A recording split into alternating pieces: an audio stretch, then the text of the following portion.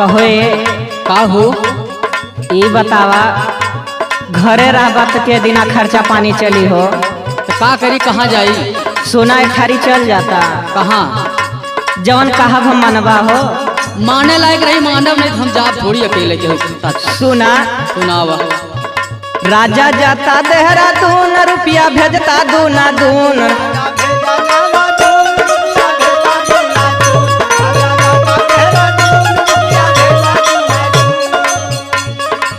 हो राजा जाता देहरादून, रुपया भेजता दूना दून। खर्चा करते अखिया मुन हमार बलमून।